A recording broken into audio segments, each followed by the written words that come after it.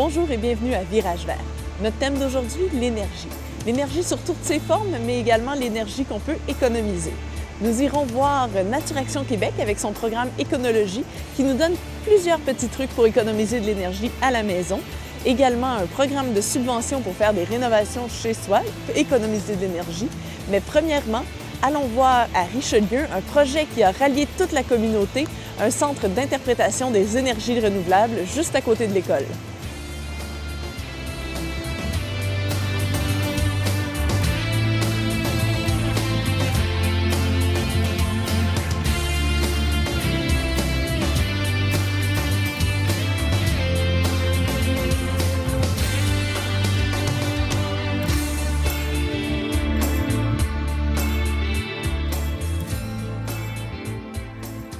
Alors, Monsieur Claude Gauthier, vous êtes président de la Fondation Jeunesse du Richelieu. Exactement. Bonjour. Bonjour. Et Monsieur Hubert Chamberlain, vous êtes architecte, mais également président du comité de bassin versant de la Rivière-Richelieu. Oui, qu'on appelle le COVABAR. Le COVABAR. Ça fait plaisir, madame. Mais bonjour. Alors, on est ici aujourd'hui pour parler du bâtiment qui nous entoure. J'aimerais ça un peu que vous nous dites qu'est-ce que c'est que ce projet de musée des nouvelles énergies. Bien, tout d'abord, ça a commencé en 2006 où on avait une cour qui était désuète.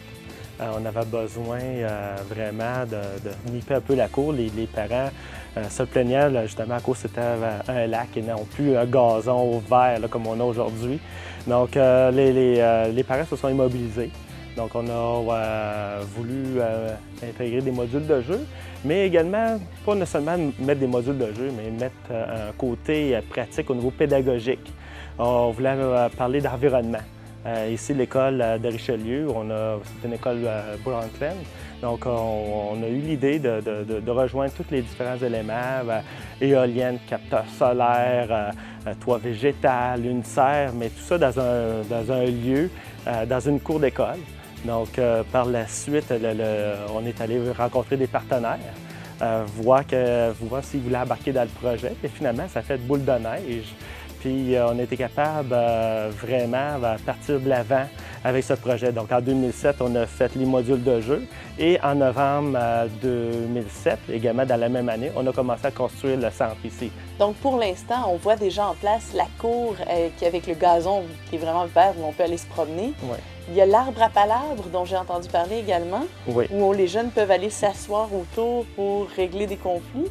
C'est que d'abord, il y avait un projet de végétalisation de la cour d'école. Claude en a parlé il y a quelques minutes. Une cour désuète quant à son tissu plus ou moins accueillant pour les enfants. Et il fallait aussi planter des arbres, mais j'ai découvert en premier plan qu'il y en avait un immense et que les enfants avaient l'intention, ils faisaient beaucoup d'escalade en arbre. Et puis, je me suis dit, comme on va planter des arbres qui auront peut-être 2-3 pouces de diamètre seulement, on pourrait peut-être identifier notre ancêtre comme étant l'arbre à palabre. Puis, pour avoir été déjà dans une cour d'école tout petit, j'ai des souvenirs qu'il y a beaucoup de conflits au niveau des enfants. Et c'est la vie. Il y a des conflits partout sur la planète. Alors, pourquoi ne pas identifier cet arbre-là comme un endroit privilégié où les enfants pourront régler les problèmes plutôt que de les mettre en pénitence, en retenue ou leur donner des devoirs supplémentaires. On leur demande de se parler et de travailler en concertation, ce qui, vous comprendrez, se lie vraiment avec l'approche du COVABAR, qui est un organisme de concertation. C'est bien fait. Et le terme de l'arbre à palabre, ça vous vient d'où? Bien, c'est simplement un aspect très culturel qui est propre, je pense, aux Africains dans certains villages où lorsqu'on a des conflits au niveau de la collectivité, on invite les gens à se regrouper sous un arbre, un des arbres les plus importants, et on l'a appelé avec le temps l'arbre à palabre, puisqu'on se réunit pour palabrer, c'est-à-dire échanger et discuter et régler les conflits qui existent entre nous. Là, donc, vous avez commencé par la cour d'école, mais c'était un début de projet. Maintenant, vous avez décidé de bâtir le bâtiment dans lequel on se trouve. Exactement. Donc, en novembre 2007, on a commencé par la fondation ici sur place, où il y a des parents qui travaillent, ils sont des ouvriers, ils ont participé, ils ont donné un coup de main à la construction du centre. Et par la suite, il y a d'autres partenaires voyant vraiment, il y avait un centre qui était concret, visuel, qui est en train de se bâtir, mais ça l'a greffé d'autres partenaires. Par exemple, on a le garage Stiggy Ford qui a embarqué dans le projet, il a financé la turbine éolienne. On a la pharmacie Céline Dutrisac qui a participé pour le toit végétal. La Caisse populaire également de Richelieu qui a participé. Il y a le CLD. Écoutez, si je prends tout l'ensemble de ces partenaires-là, on est au-delà de 90 aujourd'hui. Puis depuis le début, comptabiliser tout le bénévolat, on a au-delà de 150 bénévoles qui ont participé à ce projet. Wow! Et M. Chamberlain, si vous présentez peut-être quelques-unes des technologies qu'on va pouvoir voir ici pour l'énergie. D'abord, ce qui est intéressant de noter, c'est que ce n'est pas un projet qu'on a l'habitude de faire les architectes. C'est habituellement, ça commence toujours par un contrat, des discussions d'honoraires, etc. Dans mon cas, ça a été plutôt une grande séduction, si vous me permettez. C'est que les parents m'ont invité à un moment donné à participer à leur rencontre en me disant on a un projet fou, qui dépasse l'entendement. On veut construire un bâtiment qui ne coûtera rien, ou presque pas. On n'a pas de moyens, on a une petite fondation qui commence, etc. Êtes-vous capable de nous aider? Et là, ils m'ont dit on aimerait aussi que ce bâtiment-là soit un exemple au niveau de l'environnement. Alors, j'ai accepté cet enjeu-là. Et aussi, j'ai accepté d'aller chercher des autres professionnels et comme on dit, employer un terme de l'eau, les embarquer dans l'opération. Et je pense qu'ils m'ont dit qu'ils s'étaient fait embarquer, mais avec joie. Ingénieurs, arpenteurs, laboratoire de sol, bref, toute l'équipe s'est montée graduellement. Et on a affaire à cette équipe de parents dynamisée, je pense, de les accompagner. Et de leur dire, écoutez, il existe une accréditation LEED, on connaît ce nom-là comme étant il y a des accréditations platine, or, etc., argent. Et moi, je leur ai dit non, ne nous embarquons pas là-dedans parce que ces accréditations-là ont pour objectif d'inviter les gens à prendre le virage environnement. On le prend, on l'a pris. Et comme on n'a pas de sous, on n'est pas pour payer une accréditation artificielle, pour notre cas, on va faire ce qui est dans la mesure de nos moyens. Et ce que je veux vous dire, c'est que ce projet-là répond d'emblée aux accréditations LEED et même davantage, sauf qu'on n'aura pas le grand saut puisqu'on n'a pas payé les démarches. Mais ce qui est important pour moi, et c'est ça du vrai développement durable, c'est que la collectivité et les acteurs participants du projet soient conscients de ce que c'est qu'une démarche environnementale coiffée du développement durable. Il ne faut pas oublier que c'est économie, sociale et environnement. Et le social, dans ce projet-là, il est extrêmement présent et c'est ça qui m'a emballé par rapport à bien d'autres projets, soi-disant LEED, qui sont plutôt pas économiques parce que ça coûte plus cher, mais qui sont environnement seulement. Alors, ça m'inquiétait beaucoup et je suis très fier de piloter ce projet-là qui fait en sorte que tout ce qui est dans ce projet doit être au niveau de la démonstration. Il faut que les tout-petits, il ne faut pas oublier qu'on est au niveau primaire, que les tout-petits vont devenir des citoyens de demain et ils vont savoir déjà, ils auront frôlé, accosté et observé ce que sont les énergies alternatives et ils seront les meilleurs porte-parole de notre collectivité. Parce que, bon, on regarde, vous nous dites que c'est un projet de développement durable.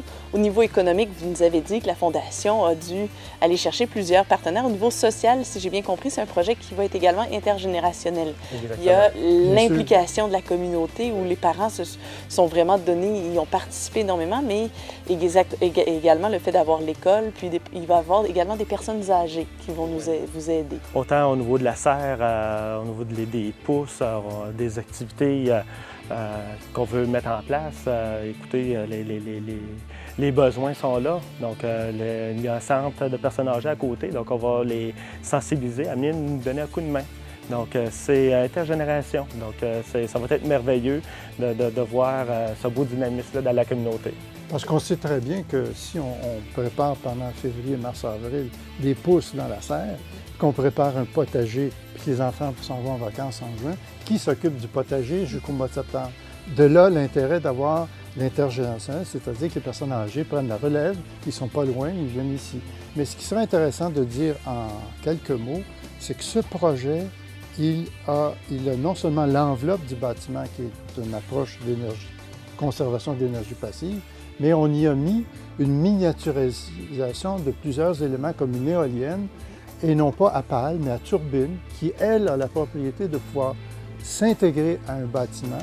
Donc, pour moi, c'est intéressant de voir comment on pourra apporter l'éolienne à la résidence dans une ville, ce qui est impensable de mettre des grands poteaux avec des hélices qui sont bruyants et qui prennent de la place, tandis que les éoliennes à turbine, elles ont la propriété d'être silencieuses, de ne pas s'emballer et de s'intégrer dans un bâtiment. Il va y avoir des capteurs solaires, il va y avoir des capteurs aussi pour l'eau, pour faire de l'électricité, de l'eau chaude, de l'électricité, la géothermie. Capteur thermique également. Voilà, il y aura aussi une ventilation par des puits de lumière et des fenêtres qui vont faire en sorte que l'air va se déplacer sans être pulsé artificiellement. On va avoir aussi une toilette biodégradable à l'électricité. On va avoir un toit végétalisé. On a une serre pour préparer les pousses, les mettre sur le toit végétalisé dans le potager. Donc, finalement, les enfants vont voir tout ce qui peut se faire ailleurs. Ici pourra se faire ailleurs, dis-je. Merci. M. Gauthier, juste pour nous rappeler, quand est-ce qu'on pourra commencer à visiter ce centre-là? Bien, j'ose espérer qu'on va débuter avec une certaine formation d'enseignants en décembre cette année. Puis on va commencer nos activités avec les élèves là, vraiment au niveau de la serre. C'est notre première activité qu'on vise pour 2009, janvier. Puis l'inauguration officielle aura lieu? L'inauguration officielle, on vise au mois de mai. Donc on sait qu'on a des partenaires majeurs, autant des personnalités, Steve McLean, l'astronaute. On a Dr. David Suzuki qui s'est joint avec nous pour la géothermie. Steve McLean, c'est les panneaux solaires. Et tout dernièrement, au niveau de la turbine éolienne, Bernard Voyer. Ce qui est intéressant de dire en tout dernier lieu, c'est que tout ce qu'on vient de vous dire sera affiché sur des petits panneaux d'interprétation dans le centre et à l'extérieur du centre. Afin que tant les étudiants que les autres visiteurs puissent en profiter. Et surtout les adultes aussi. Oh, définitivement. Mais merci beaucoup. Merci beaucoup. On baisse le chauffage le soir, tous les soirs. Et puis, on met aussi les plastiques dans les fenêtres à chaque hiver. On les enlève seulement au printemps. J'éteins les lumières à chaque fois que je quitte une pièce. J'essaie d'utiliser la corde à linge l'été au lieu de la sécheuse. Je tire pas la chasse d'eau à toutes les fois. Moi, je prends des douches pas trop chaudes. Je fais mon lavage à l'eau froide. J'ai mon chauffage électronique là, que je diminue le soir. J'en mets pas dans ma chambre la nuit, jamais. C'est ça, je vais mettre du plastique autour de mes fenêtres. Je l'ai jamais fait, je vais l'essayer cette année. J'éteins les lumières. Puis je fais attention à ce que je fais dans le fond. Faut faire attention à notre environnement, c'est important. Je n'allume pas aucune lumière pour ardent. Puis quand c'est le temps, le soir quand je me couche, j'en laisse juste une petite. Il y en a qui en laissent plusieurs. Là. J'ai des systèmes thermostats contrôlés, donc on baisse le jour, la nuit, on augmente quand on est là. L'eau, évidemment, on fait attention à notre consommation d'eau. Des stoppers sur la douche, on essaie de faire des plus grosses brassées au lieu de plusieurs petites, et on recycle énormément. Dans quelques instants, Suzanne Léveillé nous amène découvrir le programme Éconologie de Naturaction Québec. Nous irons nous-mêmes visiter une maison et voir quelques-uns des petits ajustements qu'on peut faire pour économiser de l'énergie. Éconologie est tout simplement un programme d'économie d'énergie qui est spécifiquement destiné aux personnes à budget modeste et c'est un programme qui est offert par l'Agence de l'efficacité énergétique depuis maintenant 8 ans. Donc nous entamons notre 9e saison, notre 9e hiver parce que c'est un programme qui est saisonnier, qui commence à l'automne et se termine au printemps. Le but du programme, c'est de faire réduire au maximum la consommation d'énergie des citoyens par différents gestes qu'ils peuvent poser. Donc ça s'effectue sous forme de visite à domicile. C'est une équipe de 2 personnes qui se déplace sur rendez-vous et qui va donner conseils et accessoires aux personnes que l'on visite. Tout y est entièrement gratuit. Les conseils sont donnés en fonction des habitudes de consommation des clients rencontrés, donc ça ne s'appliquera pas nécessairement aux voisins qui habitent à côté, mais pourtant qui a le même appartement. Les conseils vont différer un petit peu. Et les accessoires que l'on peut poser sont tous évidemment en lien avec l'efficacité énergétique. Ça peut être des fluorescents compacts, ça peut être une pomme de douche à débit réduit, ça peut être un coupe-froid autour d'une porte, le changement d'un seuil de porte s'il est défectueux. Il y a énormément d'accessoires que l'on peut donner ou installer, sans compter bien sûr les fameux plastiques dans les fenêtres. La visite est entièrement gratuite pour ceux qui sont éligibles et pour ça, c'est très simple. Il faut avoir une facture de chauffage, que ce soit, là on parle d'énergie, que ce soit de l'électricité, du mazout, du gaz ou du bois, mais une facture de chauffage. Il faut ensuite ne jamais avoir bénéficié de ce programme-là depuis les 5 dernières années, puisque donc maintenant il existe depuis 8 ans. Et le dernier critère, c'est basé au niveau des revenus et suivant le nombre de personnes qui habitent dans le logement. Je vous donne un exemple, une personne seule, il ne faudra pas qu'elle dépasse 21 000 $. 2 personnes, si ma mémoire est bonne, c'est 26 000. Il ne faut pas que le revenu familial ne dépasse 26 000. 3 personnes, c'est 33 000, etc., etc. Les seuils augmentent au fur et à mesure du nombre de personnes dans le logement. En considérant que les enfants font partie des personnes comptées. C'est donc pas nécessairement juste des personnes qui ont un revenu. Et tout y est entièrement gratuit, c'est-à-dire que non seulement la visite en tant que telle est gratuite pour recevoir les conseils, mais tous les accessoires que l'on va installer directement chez le client sont gratuits également. C'est un programme qui est offert à l'échelle de toute la province, mais NatureAction, donc notre organisme, dessert toute la Montérégie actuellement. Alors effectivement, la première chose à faire, c'est de nous téléphoner pour vérifier son admissibilité, savoir si on rencontre les critères d'éligibilité. On le vérifie directement avec la personne au téléphone et si c'est le cas, à ce moment-là, on lui donne tout de suite un rendez-vous. Donc il faut prévoir à peu près 2 semaines à 3 semaines d'attente parce qu'il y a beaucoup de demandes du fait de la gratuité du programme. Alors suite au rendez-vous, donc il y a une équipe de 2 personnes, un technicien, un conseiller qui se déplace donc chez vous. Comme ils se sont déplacés actuellement dans plus de 5000 foyers à travers la Montérégie. Donc le rendez-vous étant pris, le jour J, il se présente chez vous pour faire la vérification en fait de tout votre logement, que ce soit une maison, que ce soit un appartement, que vous soyez locataire ou propriétaire, c'est la même chose. Toutes les pièces sont passées en revue, les fuites d'air vont être remarquées au niveau des portes, des fenêtres, des prises électriques, partout où ça peut passer. Et à ce moment-là, l'équipe se scinde en 2. Il y a une partie qui va aller avec le client pour vous donner justement les conseils et le deuxième, le technicien, lui, va pendant ce temps-là installer tous les accessoires possibles pour couper le plus possible l'entrée d'air froid et par conséquent la fuite de l'air chaud à l'extérieur. Ce programme comporte en fait 2 volets. Là, je vous ai expliqué le premier volet qui était la visite à domicile. Le deuxième volet concerne les thermostats électroniques que l'on peut faire changer suivant les cas. Alors, je vous donne un exemple. Les thermostats électroniques, les vieux thermostats à roulettes, Muro, qui sont reliés à des prises électriques par exemple, sont admissibles à être changés. Là encore gratuitement. Et lors d'une deuxième visite à domicile, cette fois-ci par un électricien certifié qui sera envoyé directement chez vous pour aller changer donc ces thermostats. Nouveau cette année, non seulement les thermostats reliés à l'électricité sont changés, mais les vieux thermostats à roulettes centraux de ceux qui sont chauffés au gaz et au mazout sont également admissibles à être changés. Ça, c'est vraiment tout nouveau de cette année. Jusqu'à présent, on parlait juste de l'électricité. Là, on parle de toutes les sources d'énergie, gaz, mazout, gaz propane ou gaz naturel, mazout et électricité. Il y a un suivi de la visite qui est fait en ce qui concerne une évaluation sur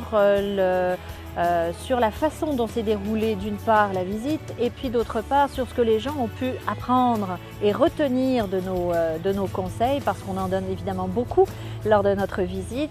80% des gens nous renvoient notre formulaire d'évaluation Et c'est extrêmement encourageant quand on lit les commentaires parce que non seulement il y a des questions à cocher, oui, non, mais on laisse toujours une place aux commentaires et c'est toujours très gratifiant de lire les commentaires sur les équipes qui sont passées, sur ce qu'ils ont pu apprendre énormément aux personnes qu'ils ont rencontrées. Et il y a des gens qui même nous téléphonent en nous disant « Moi c'est formidable, je tenais vraiment à vous remercier ». Par exemple, mon bébé qui avant ne pouvait même pas marcher par terre parce que c'était froid, je l'empêchais d'aller à 4 pattes par terre. Depuis que vous êtes passé, maintenant je peux le faire parce que vous avez calfeutré en mettant un seuil de porte, en mettant un coup de froid à la porte, une autre entrée d'air. Il n'y a plus de courant d'air, je peux enfin le laisser profiter de courir un petit peu par terre. Donc il y a plein de commentaires extrêmement positifs qui sont donnés lors de ces évaluations. Si vous n'êtes pas éligible au programme Éconologie, il est certain qu'on va répondre à certaines questions que vous allez nous poser ou que le client va nous poser en téléphonant. Et pour toute question ou tout sujet qui a besoin d'être développé, on va référer les gens au site de l'Agence de l'efficacité énergétique ou de l'Office de l'efficacité énergétique qui offre différents programmes, donc soit fédéral, soit provincial, et en même temps offre de nombreux conseils, non seulement sur les gestes quotidiens en fait à faire tous les jours, mais aussi sur des matériaux qui seraient plus à utiliser parce qu'ils sont beaucoup plus énergétiques que d'autres. Donc il y a beaucoup de questionnaires qui sont questions-réponses qui sont offerts sur les sites internet. L'avenir du programme Éconologie est très vaste. Je pense qu'il y a énormément de demandes, il y a encore beaucoup à faire. Au niveau des économies d'énergie, on en est encore au balbutiement. Ça touche vraiment tout le monde, donc il y a un grand avenir tout bleu pour l'efficacité énergétique au Québec. Toute l'équipe de Virage Vert vous invite à nous faire part de vos commentaires ou suggestions en communiquant par téléphone au 450-464-7605 ou en écrivant par courriel à l'adresse suivante tvr9@vidéotron.ca. L'émission Virage Vert est en rediffusion sur les ondes de TVR9 le mardi à 19h et le jeudi à 10h30. Pour toute autre information, consultez en tout temps le site internet www.tvr9.org.